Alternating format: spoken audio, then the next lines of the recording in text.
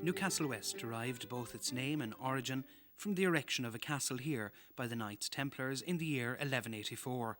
It became the property of the Geraldines, but the castle and surrounding lands passed into the hands of Queen Elizabeth, who by patent dated 1581 granted it to Sir William Courtenay, with instructions to plant English settlers on it. But as this condition was not fulfilled, Sir William and his son were dispossessed, and a regrant of the property was made to Sir George Courtenay in the year 1638, from whom the estate descended to the Earl of Devon in the 19th century.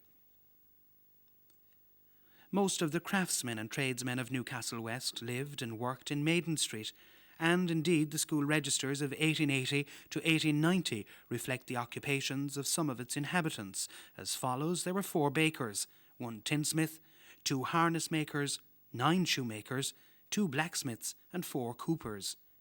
Fitzgerald's Bakery in Maiden Street is the last bakery in daily production in Newcastle West.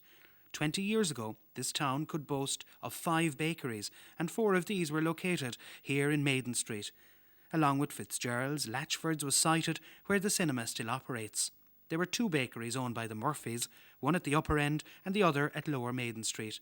The 5th was at the old turnpike and was run by Nash's. Hand mixing and kneading of dough was quite common, even in commercial bakeries, until the 20th century. Electricity, meanwhile, has permitted the development of many unique systems of dough making, which have eliminated the drudgery of hand mixing and kneading. The only piece of mechanised equipment in Fitzgerald's Bakery is the motorised beater or mixing bowl, which they acquired in 1933. An experienced operator like Dick Fitzgerald, one of 5 brothers in the family business, knows exactly how much of the yeast and warm water mix to add to the flour to get a perfect texture in the dough mix. For each 100 pounds of flour, he adds about 65 pounds of water, 2.5 pounds of yeast and 2 pounds of salt. The production of good bread starts with the mixing of the dough. Unlike many mixing operations, whose only function is to distribute the ingredients evenly, dough mixing has the additional function of development of the gluten, so that the dough will have the proper degree of elasticity and extensibility. Only flour from wheat contains the proteins that will form such an extensible and elastic gluten. Thus only flour from wheat will provide a well-risen loaf of bread. When the mixing is completed, the dough is removed in large portions by Dickie and Joe and placed on a bench called a throw at the far end of the bakehouse. From the throw, the dough is deftly weighed into 2 pounds portions and tossed onto the next section of the workbench. Kneading or pressing and folding of the dough is necessary for the leavening process and to ensure a consistent texture of the finished product.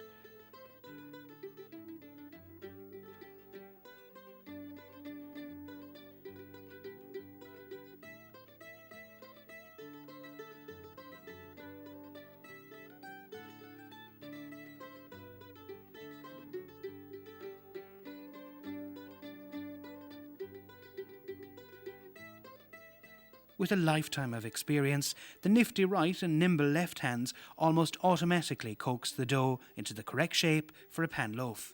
The title pan loaf was derived from the trays or pans which contained the dough during the baking process.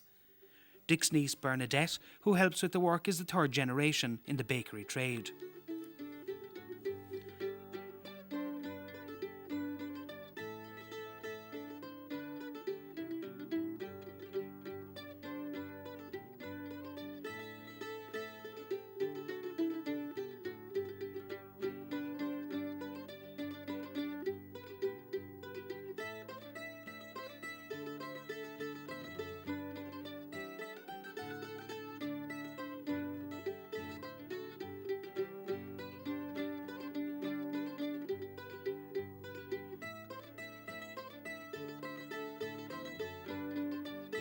Along with pan loaves and the white bread range, this bakery also turns out cottages and tiles, whereby the dough is kneaded and arranged in different shapes to satisfy various tastes.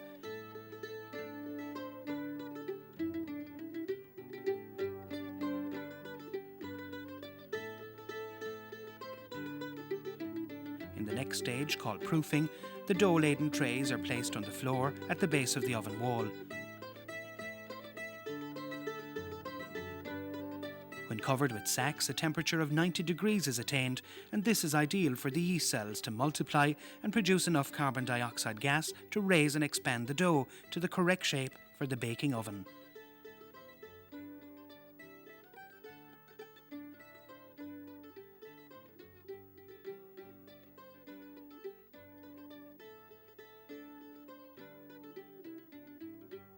The stepped portions of the cottages are coated with a vegetable oil to prevent them sticking together during the proofing and baking stages.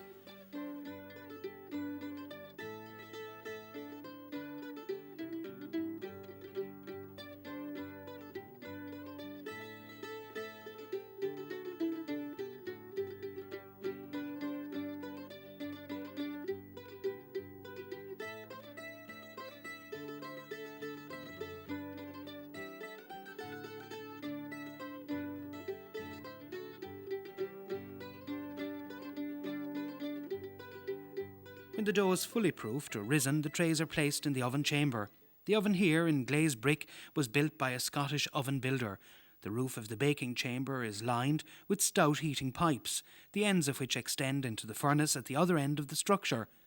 These pipes are made of a high heat conductivity material, and they're very efficient in transferring the heat from the furnace to the baking chamber. These steam ovens, as they're called, are not used in modern bakeries as they're considered to be too slow, but the gentler heat and the humid atmosphere in this oven results in bread that's properly baked through and through, and the healthy texture cannot be equalled by modern methods.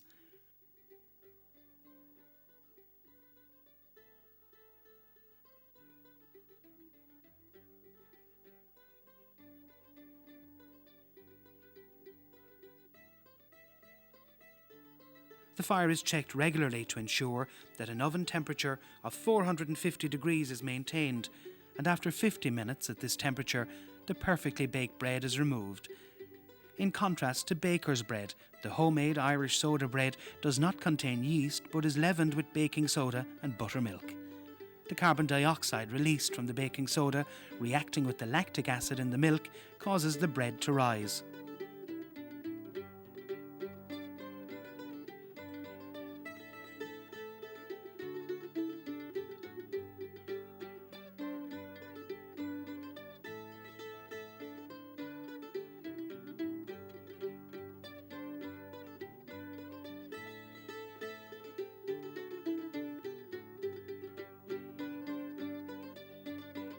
But here, in true traditional style, the top surface of the baked loaf is lightly brushed with vegetable oil, giving it a shiny and more appetising appearance. While Joe prepares the baked bread for delivery, Dickie is busy preparing the pans for the second batch.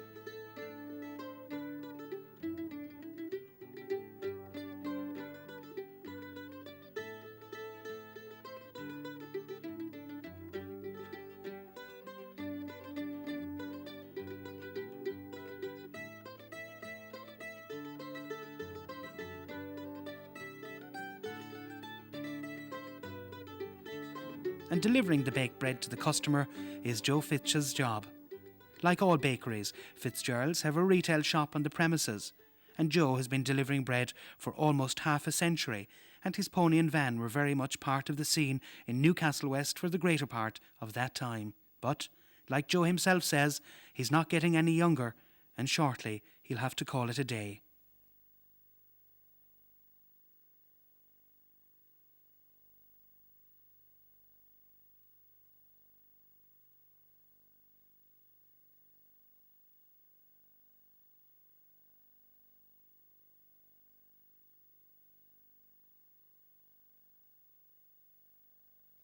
Just like his father before him, Tom Roach is a tinsmith. He rarely visits his shuttered workshop nowadays, though, but occasionally he's asked for a special favour, like the making of a 3-pane copper lantern, a piece of work which Tom regards as a good example of the skill of his trade.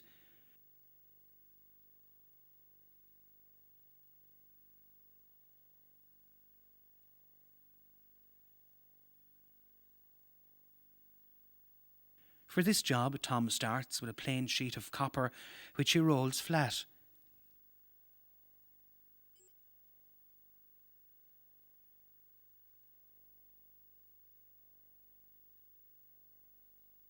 He outlines his work with the aid of templates or patterns, these of his own design, which he afterwards files away until required again.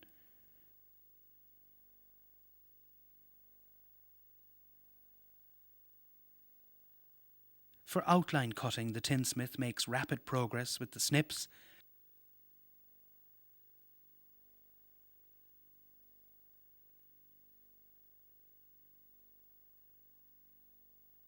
But where movement is restricted, Tom has to use a variety of tools which sometimes might appear to be crude, but tradesmen like Tom were not well rewarded and could not afford more sophisticated equipment. 2 openings are made to accommodate the panes of glass, but these sections are left in place until the later stages. Otherwise, the copper sheet will be too weak to work on.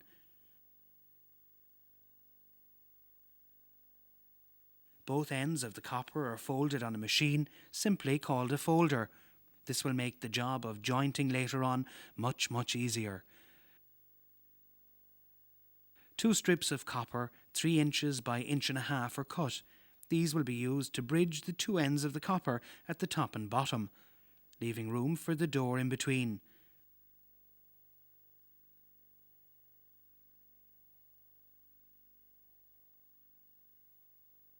The corners are snipped. The 4 sides turned in on the folder.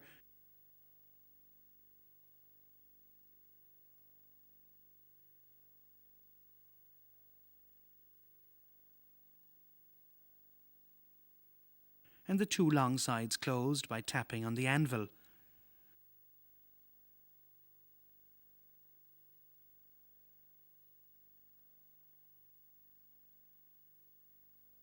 Tom next rolls the sheet of copper into a cylindrical shape between the rollers of the rolling press.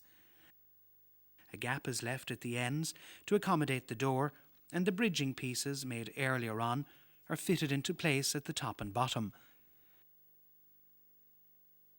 The folds are locked together by tapping with a hammer.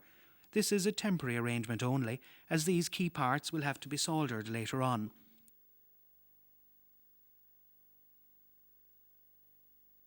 Tom's trade died largely with the introduction of plastic goods, which cannot be repaired but are cheaper to manufacture than goods made from tin or copper.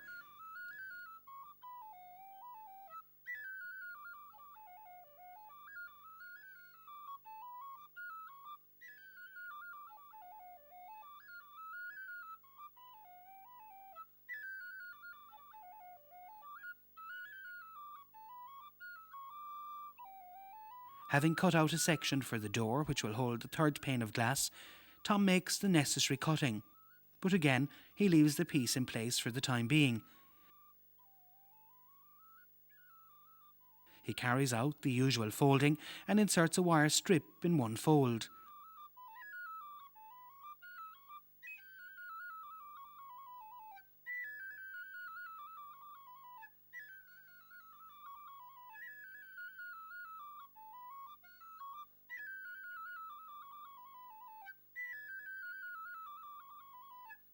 This will form part of the door hinge, where a section of the fold has been removed. The fold is hammered over the wire, and all folds which are not required for jointing are closed by hammering.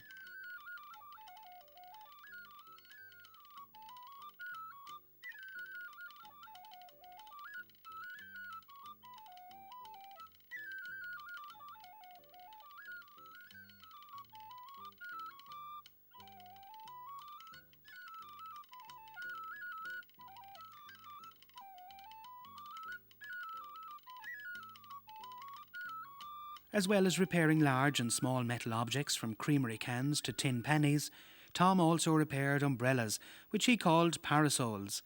As copper is very prone to oxidization, it must be thoroughly cleaned before soldering.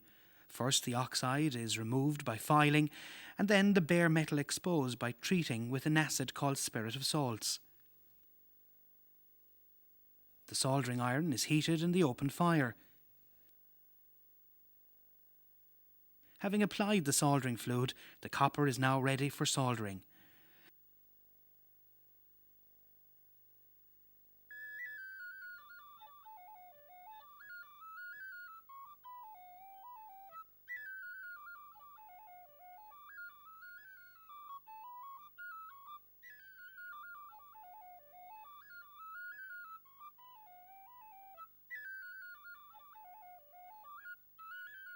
Next, the top and bottom of the cylinder are beveled by hammering on the anvil.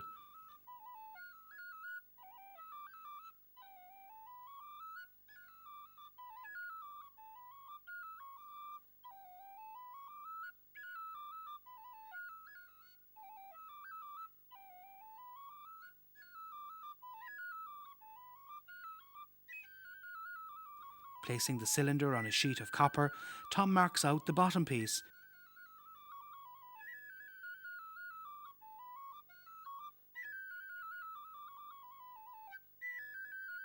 Then, with the compass, marks a perfect circle, making allowance for the joining rim.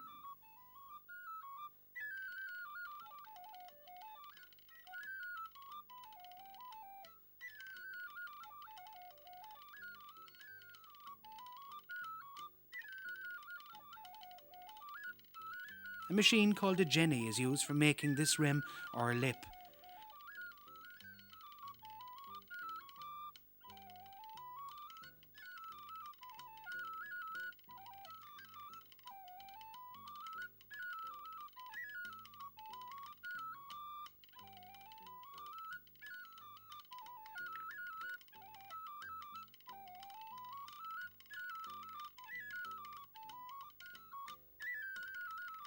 And the bottom is slipped into place and held in position by tapping with the hammer.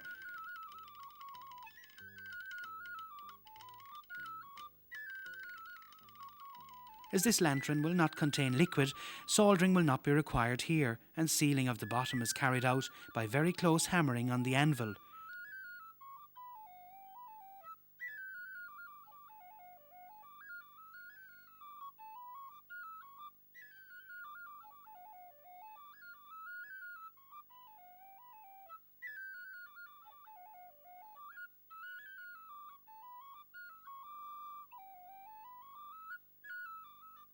As the dome of the lantern will be a cone-shaped, a semicircular piece of copper is used in this case.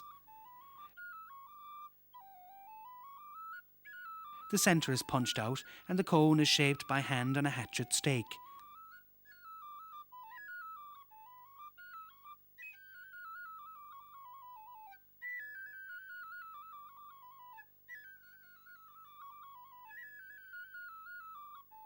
It's a difficult task to get the two folds to interlock.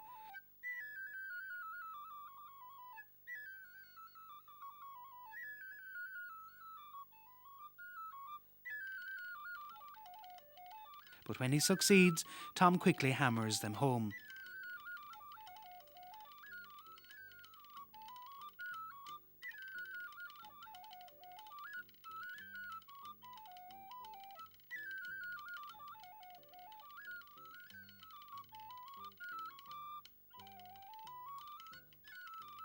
Having made a rim or lip on the bottom edge of the cone with the jenny, the top lip of the cylinder is pared down to the correct size. Again, having got the cone in place, it's lightly tapped with the hammer to hold it there.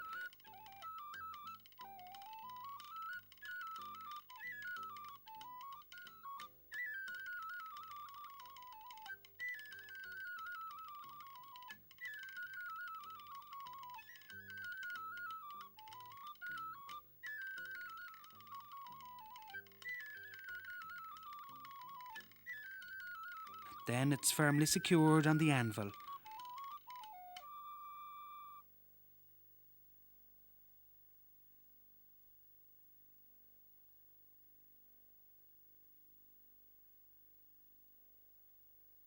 As the lantern is lightweight, a carrying handle to accept a few fingers is fixed to the top.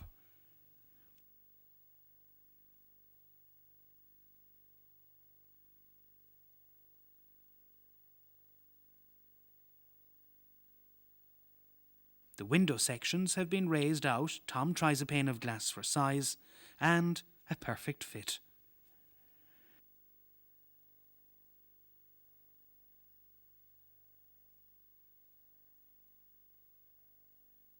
The door hinge and clasp sections are next soldered into position.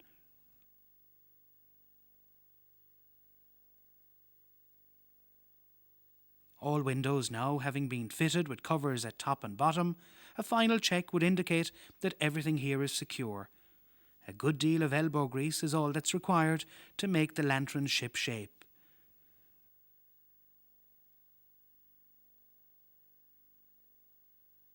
Toiling, rejoicing, sorrowing, onward through life he goes.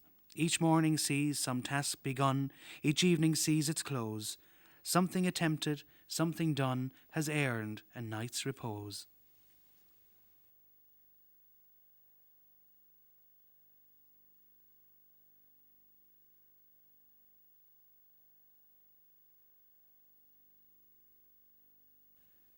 Michael Hayes was a shoemaker in Upper Maiden Street.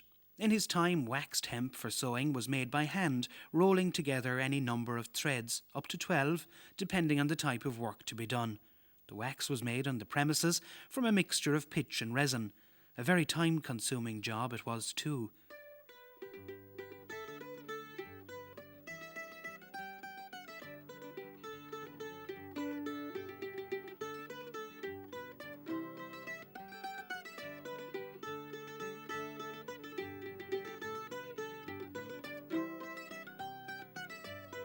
Needles were not used as sewing tips, but in their place, the craftsmen always preferred tips made from Russian boar's hairs for their strength and pliability. These boar's hairs could be bought for 2p per ounce way back in 1916, escalating in price as a result of World War I to £2 per ounce in 1918. But in desperation, shoemakers were known to use snips of fishing gut to make sewing tips. Whatever the hurry, the shoemaker had to be very careful to make sure that the sewing tips were properly secured to the ends of the waxed hemp.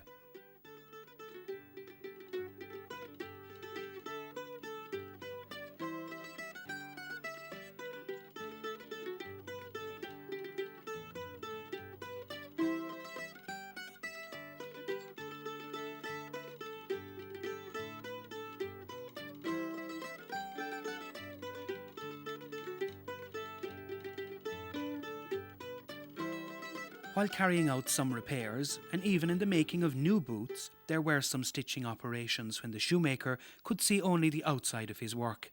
This sewing was called blind stabbing because the shoemaker had to rely on his skill and experience to stitch from the inside of the shoe. His only guide was the awl coming through from the outside, and his success depended on getting the inner sewing tip to return with the withdrawing awl.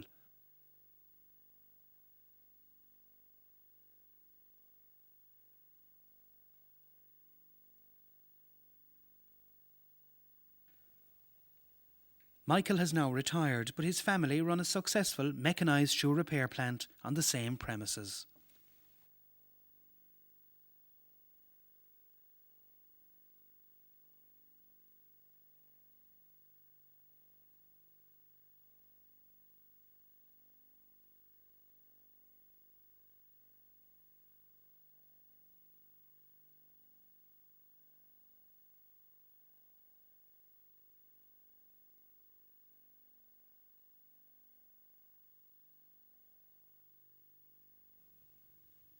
Sean O'Connell learned his trade as a harness maker from his father at this shop in Upper Maiden Street, where he still works today. Of course, Sean does much more than making and mending harness, and one piece of work he takes justifiable pride in is the making of slitters to championship standard.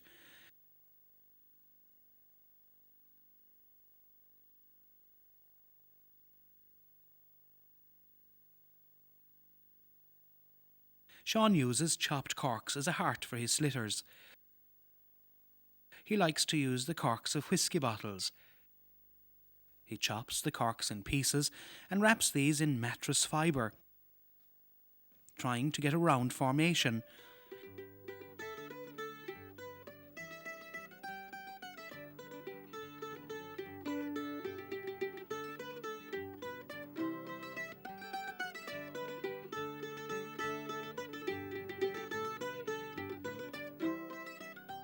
He winds hemp around the lot to make it firm and secure.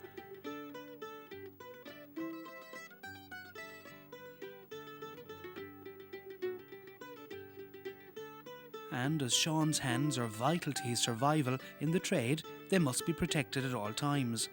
In this case, he uses a finger sheath and a leather glove for squeezing the heart of the slitter.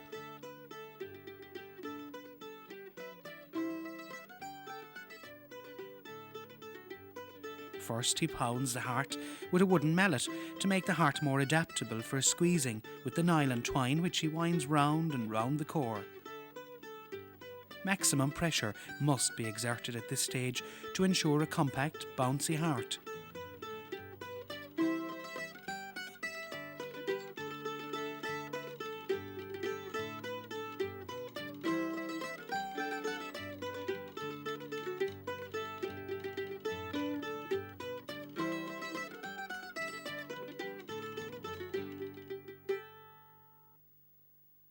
Judging that he has reached the halfway stage, Sean binds or secures the ends of the twine by stitching them into the ball.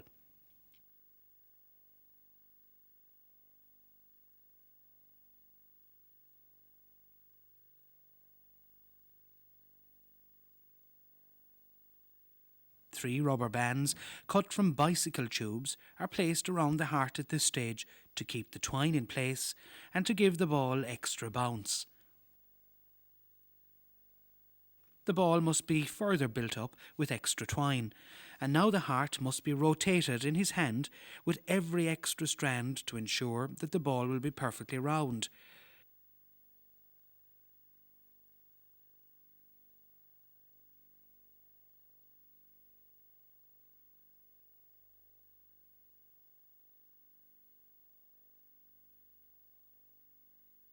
Then a further set of rubber bands are added.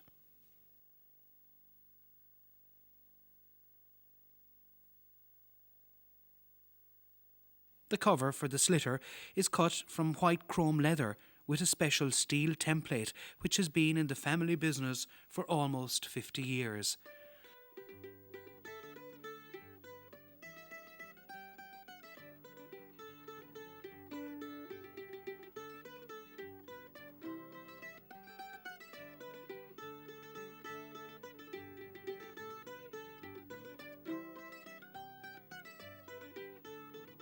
A compass is used on the figure-8 shaped pieces of leather to mark guidelines for later stitching. To remove any rough edges and build the ball up to the correct size for the cover, woolen thread is wound around the heart.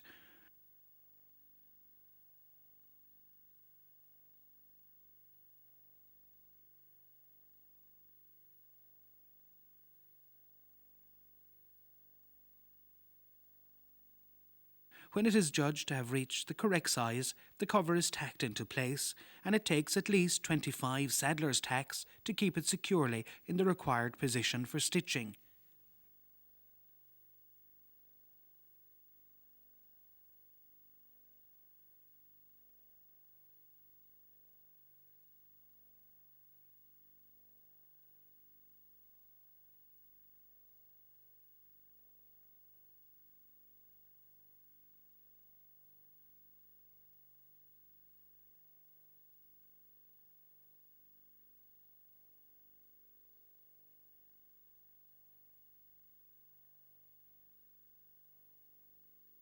Unlike shoemakers, the harness maker always makes his waxed thread while standing. For sewing a slitter, Sean uses 7 strands of thread, and these are twisted to intertwine the strands. The ends of the thread are waxed with homemade black wax and the remainder with beeswax.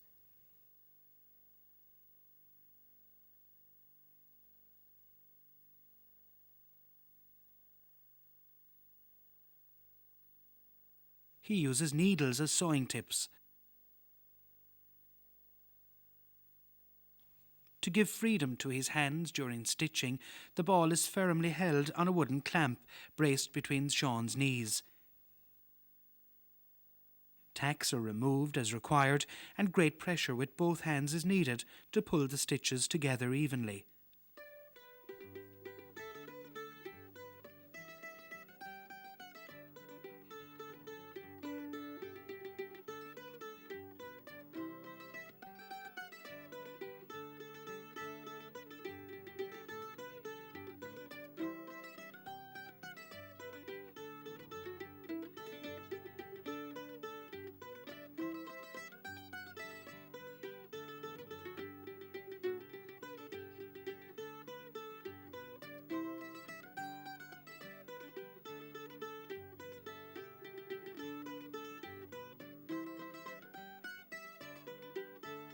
A glance nearing the final stage shows that there's enough leather to stitch, thanks to the careful preparation of the earlier stages.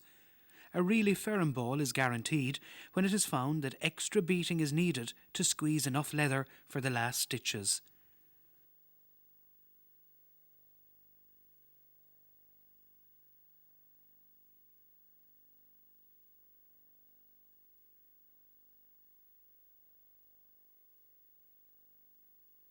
And like all good craftsmen, Sean takes particular care at the finishing stage.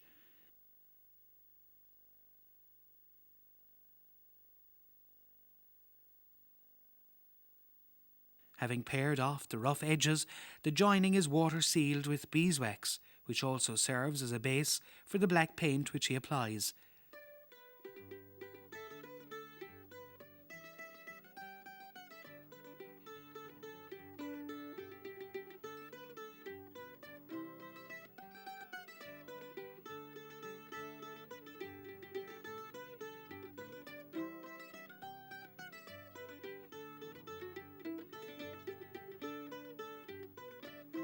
Given an undisturbed run, Sean can turn out these slitters uniformly at the rate of one every 20 minutes, and that would take some beating.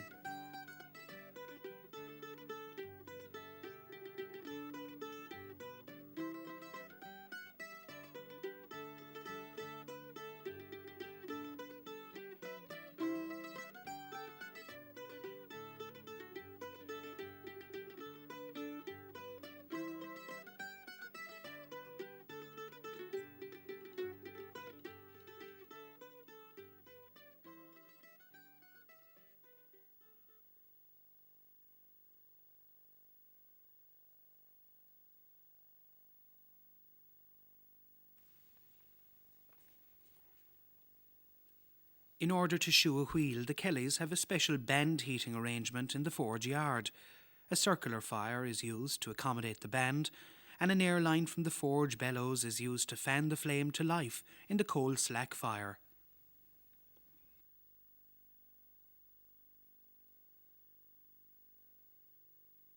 To guarantee a good result, the band must be a bit smaller than the wheel rim.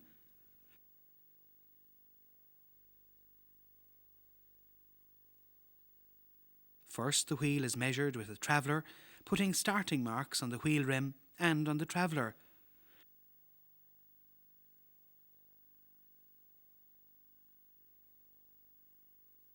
And then counting the number of revolutions. This procedure is reversed with the band.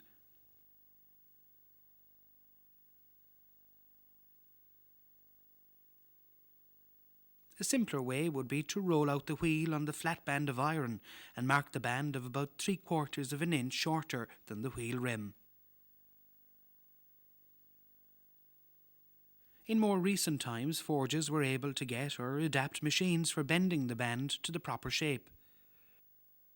Prior to this machine, the flat band had to be anchored to the ground, and the help of the regular forge visitors enlisted to pull the band into shape manually. With the blacksmith himself as a skilled director, a regular curve was achieved.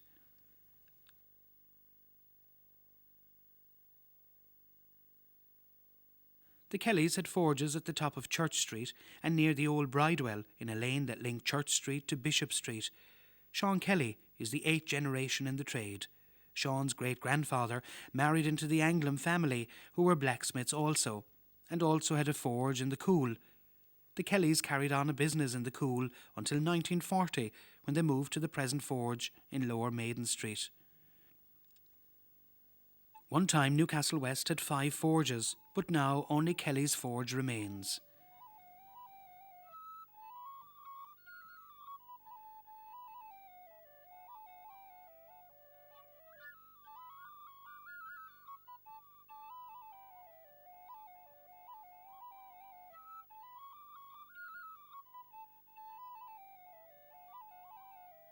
Having welded the joint by forge welding in the older days and by electric welding in more recent times,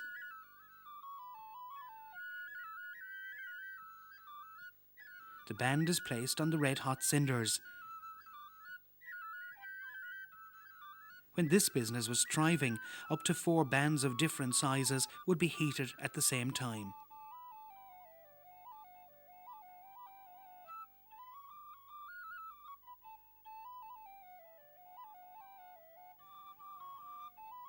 A special shoeing stone or concrete base is used to keep the wheel in position during the shoeing operation.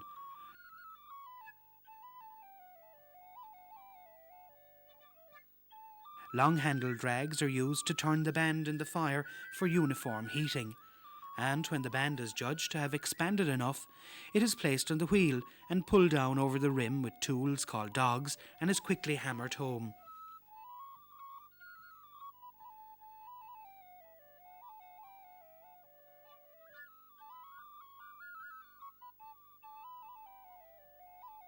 The band is then cooled slightly and examined.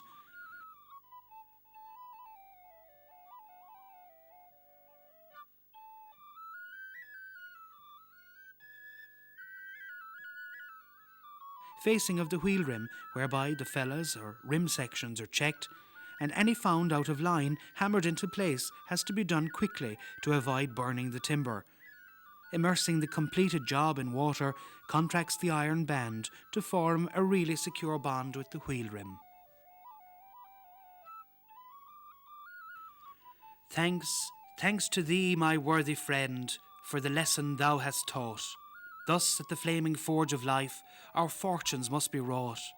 Thus on its sounding anvil shaped each burning deed and thought.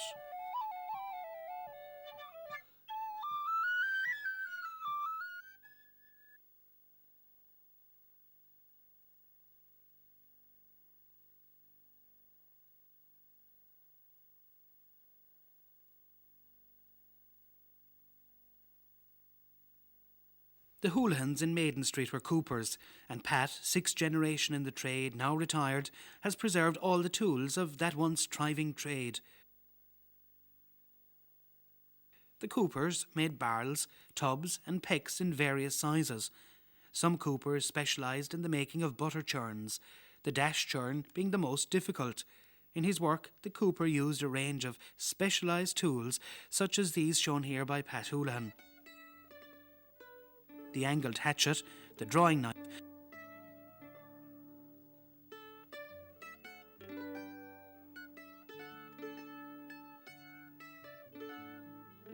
and the block plane which was used to shape the staves.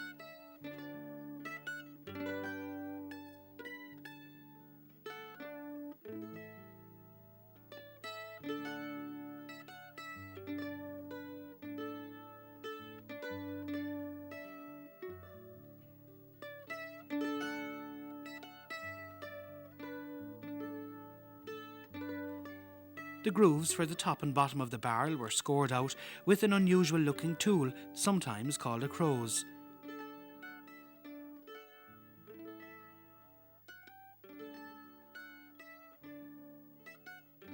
The compass had many uses.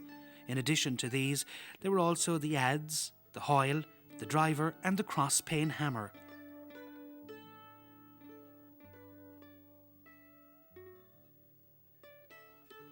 Repairing a variety of wooden pecks, casks and barrels occupied much of the cooper's time. But to do certain repairs, such as replacing a stave or a barrel bottom, it is sometimes necessary to completely dismantle the barrel, as has been done here by the Keating brothers, Mikey and Davy.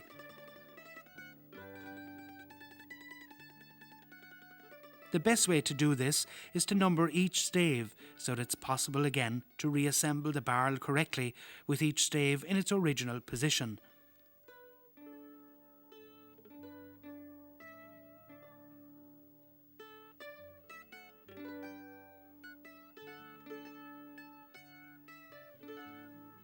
Barrels were made up of various numbers of staves, depending on the width of the staves and the circumference of the barrel.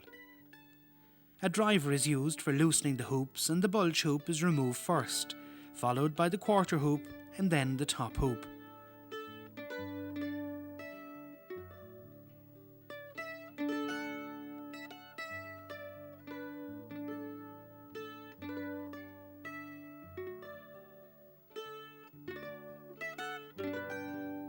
the bottom or floor can then be removed and the structure collapses.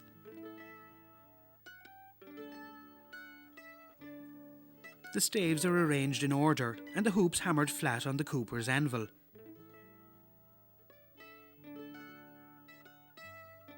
When the repair has been carried out, reassembling of the barrel commences by rearranging the inverted staves inside the bottom hoop. In the case of a barrel containing a large number of staves, in this instance 36, it would not be possible for one man to do the job on his own.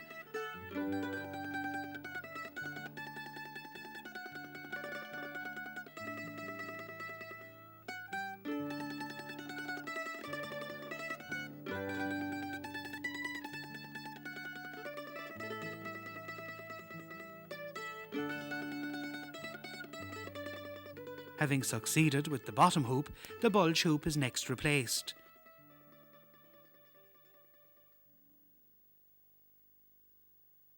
Each stave is tapped on the outside with the driver, backed by a heavy hammer on the inside.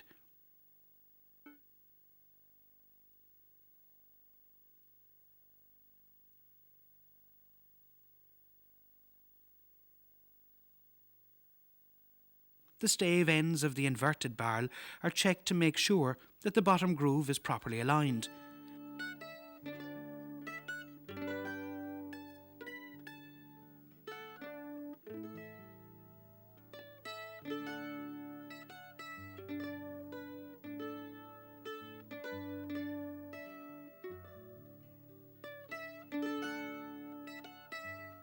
The bottom hoop has to be removed again to allow the bottom to be put in place. The bottom is pushed into the barrel and the barrel then turned to the upright position.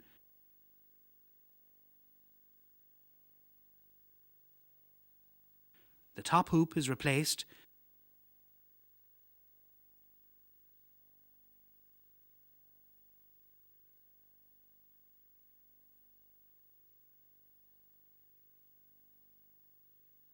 And barrel bottom tapped into place with the handle of the hammer.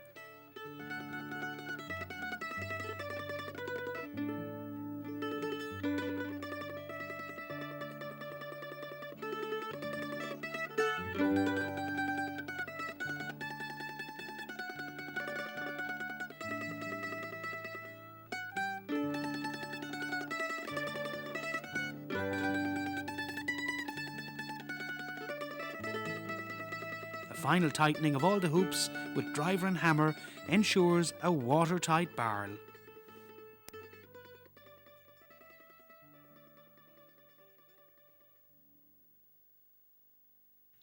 These crafts and trades survive throughout hundreds of years and many generations, but sadly most, if not all, have been lost and forgotten.